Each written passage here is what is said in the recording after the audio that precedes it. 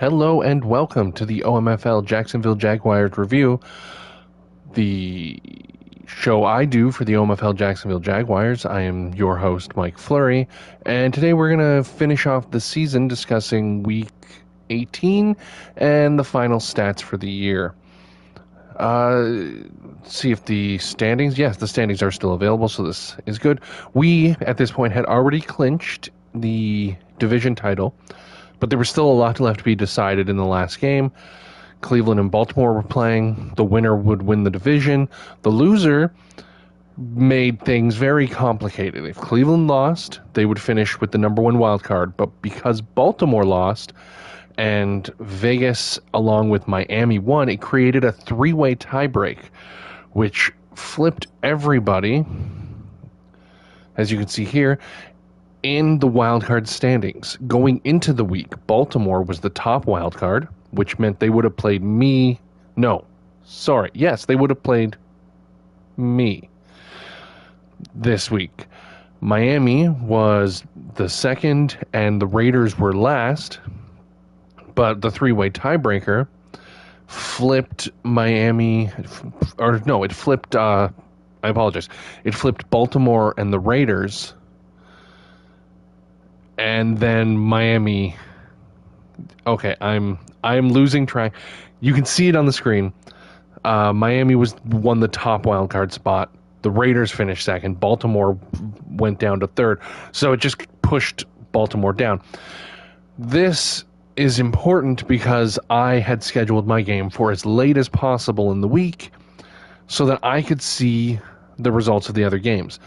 Not so much to pick my opponent, per se, but to know if there was a chance to move up in the standings to make home field advantage for most of the playoffs if the Browns lost, because the Ravens would have finished with 11 wins, or 12 wins, would have finished with 12 wins, along with the Browns, and I had a 12-4 record at the time, which meant I could have moved up to second. It would have probably put me into a matchup against the Raiders, which admittedly was not my favorite potential first-round matchup, if only for the fact that the Raiders are maybe the hottest team in the OMFL right now. If I remember correctly, they finished... Look at that. They finished with 6 straight wins, including a win over me. There's a lot to be discussed about that game. I wasn't so much worried going into a matchup against them. I played that game fairly well. They played a pretty perfect matchup. We're not going to get too much into it. However, 6 straight wins, it's a lot. It's a lot of momentum. And my idea was, if I'm going into a first-round matchup against them, I can't do it with players being injured or taking any chances of it. So I rested basically my entire team for the last game of the season in order to avoid injury going into what I had assumed at the time would have been a matchup against the Raiders. It was a CPU game against the Colts. So I had subbed most players out going into the game. However, because the Browns win, it created kind of chaos in the middle to where I wasn't really sure what would happen. So the decision became, do I want to finish third or fourth? I probably could have beat the CPU Colts, finished third. That would have been a matchup against the Raiders, as I found out. I had originally thought it would have been a matchup against A winning would have been a matchup against the Dolphins. Losing would have been a matchup against the Raiders because, as I said, going into the week, Baltimore was the top seed. So I figured if I'm going to play the Raiders, I would rather do it healthy. I could have played the Dolphins with a win, but again, any chance of an injury would have been a problem. I didn't want to take that chance, so I rested everybody. Kirk Cousins played well. Bigsby was fine. Fournette got a couple rushes. Mostly I tried to keep the ball off the ground, simply just for the sake of preserving Fournette as best I could. Cousins did a little scrambling stuff here and there, and I think a couple kneels at the end of the half. I think I'm having a hard time remembering the game. Brian Thomas got a couple catches because he was part of the formation subs. Same with Colin Fredrickson. But I basically rested everybody, including the corners. I flipped everybody. I figured with a team coming in 6 wins, including a win over me, I was not looking forward to taking any. If ETN goes down, if Fredrickson goes down, if maybe a little less Trevor Lawrence, but still I'm more used to him. If anybody goes down, it's just such a tough matchup. So I rested everybody. I took the loss. It flipped me in a tiebreaker with the Broncos, which I also didn't know if that would happen because I didn't know who would have the tiebreaker. I guess it probably went to division wins because I don't think I played the Broncos at any point. No, I didn't. So it went to division wins, or not division, conference wins. So it flipped us. So I had no idea who my first round opponent would be until after the sim. It turned out to be the Dolphins. We just finished our first round matchup against them. Spoiler alert, we won. It was another CPU game, unfortunately. Trevor Lawrence had 3 touchdowns. I ran the ball a lot and fairly well. Pretty spread out offensively. Defense was great. Lattimore got his first interception in 10 weeks, I think. So at the end of it, I guess it kind of worked out for me in the end-ish. If only because I probably won't have to face the Raiders until next round, and if they win another one, that's 7 straight. That is a scorching hot team. No idea what's going to happen there with their game against the Broncos.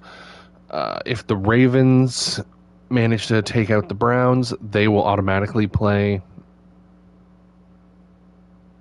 See, I don't know if Madden reseeds the divisions after wins and losses. I have no idea. So it could be Baltimore or Cleveland no matter what against the Bills, or it could flip. So maybe the Bills play the Raiders, and if the Raiders get by them, then they're probably winning the title this year, to be honest. That would be incredible. So that was the end of the season. A lot of things up in the air. A lot of decisions had to be made. Ultimately, as I said, I decided against playing my starters. I didn't really care which matchup I got. I had not played the Ravens. I'd played the Raiders. Again, they won, but I wasn't too worried about it. The Browns, same thing. I'd played them earlier in the year. They had won. Had they lost to the Ravens, I might have played them in the first round too. I wasn't too worried about it. I liked the game I played against them. I thought with a couple adjustments, I could probably beat them. And the Dolphins I beat earlier in the season, so I wasn't really worried there. Like, any team can beat any team in this league. It's completely irrelevant who you play in the first round, second round. Anybody has a chance to win. So the only issue is just thinking about seeding, home field advantage going forward. Like, because I kind of gave it up, home field advantage, so I'm going to lose that and going to have to probably play the Broncos in Denver or possibly the Browns in Cleveland. That's probably a snow game, both of them, probably snow games. But that was a decision I had to make just to be safe, just to make sure injuries weren't a thing. And the tiebreakers became what they were. I could have just as easily had the tiebreaker over Denver, still finished third. I'd have had the Raiders first. If I got by them, I'm playing a sunny Florida, probably in a monsoon, let's be real. So we're just going to quickly go over the end of season stats. And this is the last episode of the review. So, as you can see, some of the stuff there. Trevor Lawrence, 68% passing, 28 touchdowns, 22 interceptions. It's compared to other players or other quarterbacks in the league, that's not bad. That's actually a pretty good breakdown. I think he finishes top 10 in touchdowns and bottom 5 in interceptions among starting quarterbacks, which is we've all struggled with the men passing this first year, so it kind of is what it is. Rushing, Travis Etienne, 1,400 yards, almost 1,500. He finishes about a buck 20, a buck 30 short of the rushing title. I had to make a decision, as I said, and as much as I would have loved to have given him the rushing chance, how did he get 4 plays? He didn't get any rushes. It might have been kneel downs. Oh, I don't know. That could have been bad. I didn't even realize. You know what? Probably formation subs too. Anyways, he probably could have won the rushing title. That would have been great. It would have given him a little bit of a boost, probably. But he's already a 97 overall running back, so honestly, it didn't really matter if I pushed him for a rushing title. The XP wouldn't have been enough to really warrant it. Only 1,000 yard receiver in Fredrickson. Thomas finished with 500, which is really good considering I only just over the last couple weeks of the season started trying to get him more involved. You can see here in his game log, season stats. There we go. His first part of the season, this was a simulation game, so that doesn't even count. So week 1 isn't up here. I don't think he played. Week 2 didn't no catches. Week 3 no catches. 1 catch against the Colts in a game I played. Nothing with the Bears. 2 with the Patriots. Nothing with the Packers. So it was week 9 before I even got him somewhat involved. Probably could have finished with 700-800 if I would have done a little bit better by him, which is unfortunate, but you know, he's such a good player, and I wanted to develop him a little before I threw him out there. Also, I kind of have a glut of receivers. Christian Kirk, Davis is pretty solid. Didn't get Engram nearly enough catches, just 30 catches for 434 yards. Probably needed to get him involved more, but excuse me, with the passing rules, I'm not comfortable throwing too much to tight ends. I know some teams base their offense around kind of really pushing the tight end catch limit. You know, Bowers 59 catches, so he's probably averaging 4 or 5 a game right there. Pitt's probably 4 or 5 a game. So it's easy to balance out, sort of, but if you can get too caught up in building an offense that gets your tight ends involved, and then once you hit a limit of how many catches they can have in a game, once you get to 3, 4, 5, if you're not a passing team, which I'm not, I'm mostly a rush first team. If I have 4 receptions by a tight end, well, I mean, I'm only going to get 6, maybe 8 more receptions by anybody else. So I basically can't throw to a running back or a backup tight end or anybody else. It's very limiting to try. So basically the tight end becomes a safety valve. He's the throw to in case of emergency kind of player, which works for my offense, but it does kind of kill his statistical value. I think somebody took him in fantasy. That's my bad. Sorry. Finishing it off, defense, 111 tackles for Lloyd, 99 for Savage, 8.5 sacks for Walker, 7.5 for Hines Allen. He will probably lose his X Factor, if I had to guess. However, Marshawn Lattimore, with 11 interceptions, should probably keep his, and I'm hoping doesn't... made a Pro Bowl, that's nice. I'm hoping doesn't regress too much to where I don't need to use his... to use the regression trait thing. You guys know what I'm talking about. The I think it's gold incentive regression prevention, or it might be the platinum one. I'd like to not have to use that. I would also like not to have to use it with Aluakun, but he didn't I mean, statistically, he didn't have a great season. He will probably see his superstar go away. But you can never tell. This game goes back and forth and isn't always perfectly consistent. If it was, Lloyd would be a superstar next year, so he would just move up, and then I would use her Aluakun instead, because I try to use her the less, not so much talented, but like the less useful. Maybe useful is not the right word. Anybody with a superstar or an X Factor can wreak havoc, even being controlled by the CPU.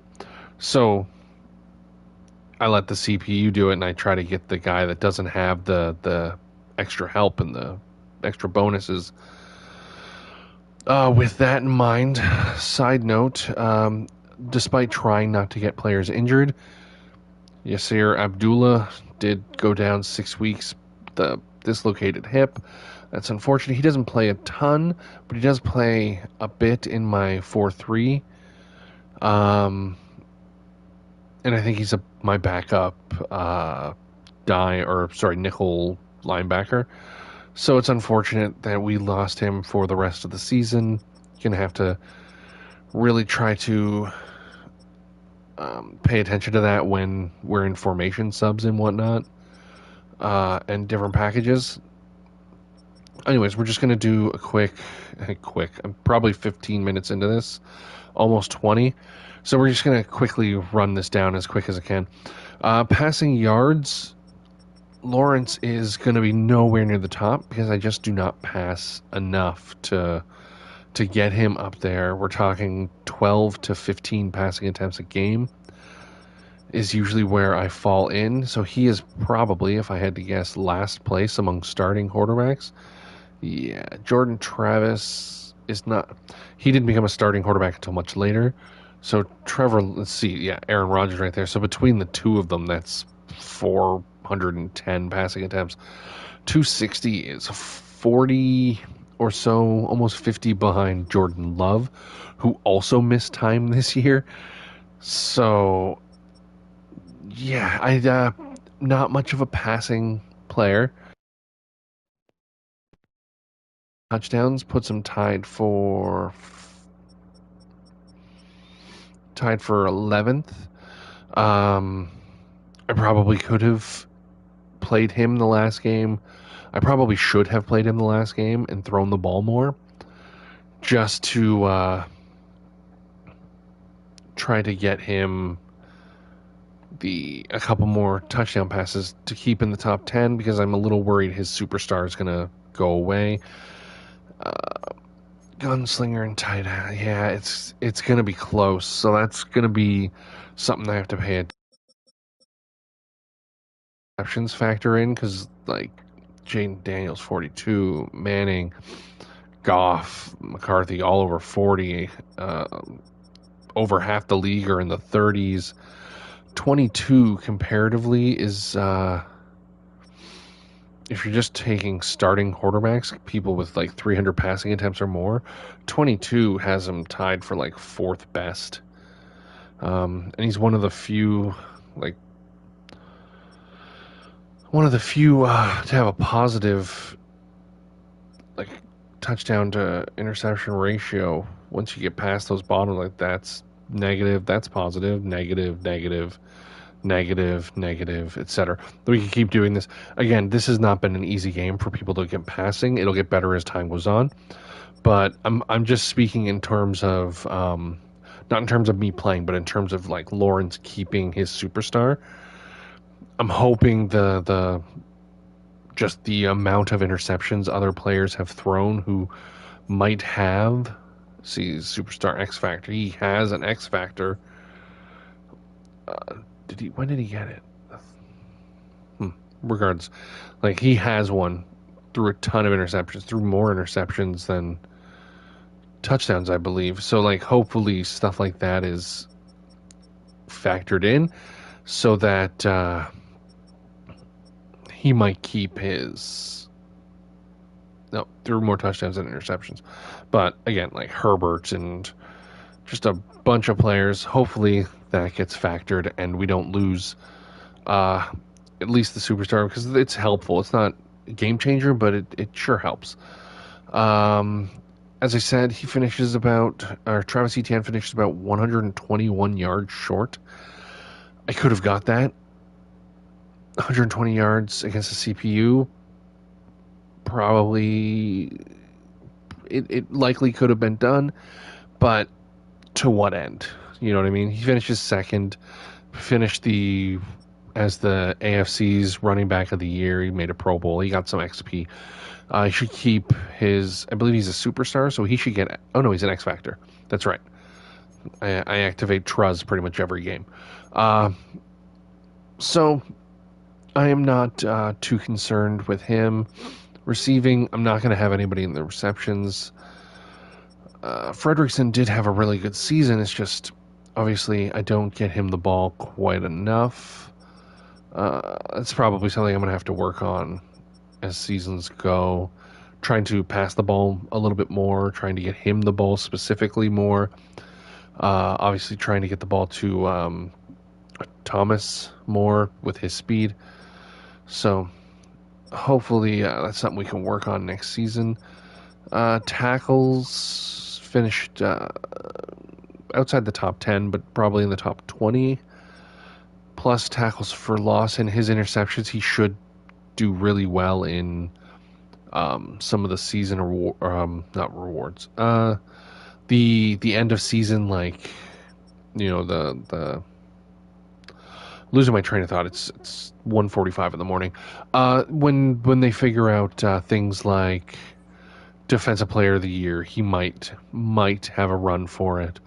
When they figure out just basically any dev trait thing, hopefully it helps him. He gets moved up, and we can at least keep the defense mostly balanced. Probably not going to see a lot of players in here. Well, we got both of our defensive ends here, so it's probably in the top 20 of tackles for losses, which is not bad at all.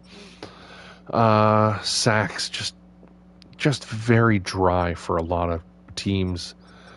See, just very few people above 10. I had 2 above 8.5, I believe it was. So 7.5, sorry. Again, I don't think he keeps his X Factor, but he might stay in Superstar. I'm not sure it matters. Just pressure from the DNs just doesn't really do much right now. Lattimore is going to finish second in interceptions. Again, I just couldn't warrant trying to put him in to hunt another interception. He's going to probably finish DB of the year in the AFC, so kind of is what it is, unfortunately. And that's probably about it for players at or near the top. Obviously, Lloyd was in there. He's among the bigger user linebackers. I don't know if Barnes actually gets usered a lot. I can't 100% remember. But when middle linebackers end up there in the interceptions, they're usually the user. You can see mostly fast guys, mostly middle linebackers, some outside. Obviously, is that 2? No. Sorry, one was the Lions, one was the Panthers. Yeah, these are probably the users. So Just want to take a look at his rating. Superstar, Jesus, yeah, 91 speed. You're pretty much assured that that's a user right there. A rookie. What the hell? This has to be an import. Yeah, this has to be. Yeah, it has to be an import.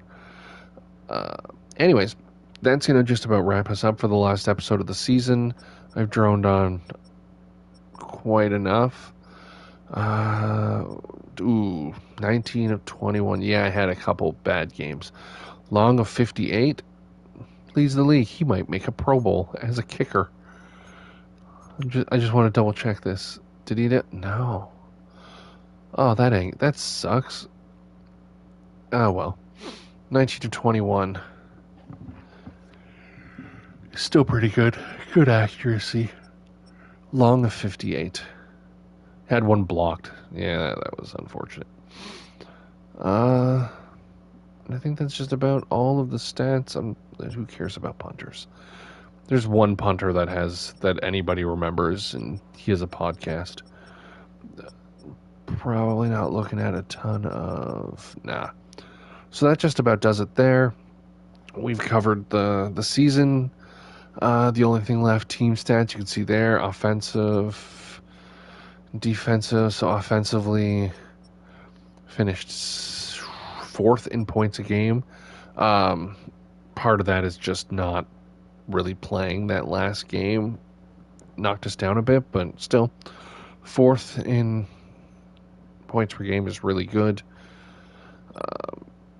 Defense, I think we finished third. All right, defensive points per game, or points allowed, sorry, is third.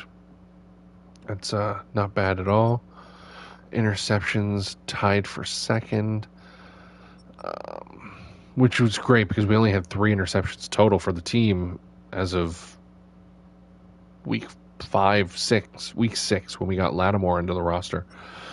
So I will take that. Not a lot of sacks to talk of, but again, not a lot of sacks, period. Not a huge hitting team either, so not a lot of fumbles. But I'll take third in defensive points and what was it, fourth in offense. It's good for me. Yards, kind of irrelevant to the situation. Yards are just yards. My defense is on the field a lot because we had some pick sixes and whatnot. So, anyways, that's, as I've said 4 times now, that's going to wrap things up. We will do the next episode, preseason next season, where I will discuss how the season ended.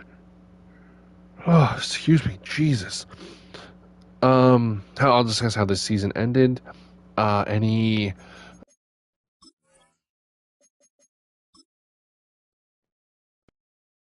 to depth traits and whatnot.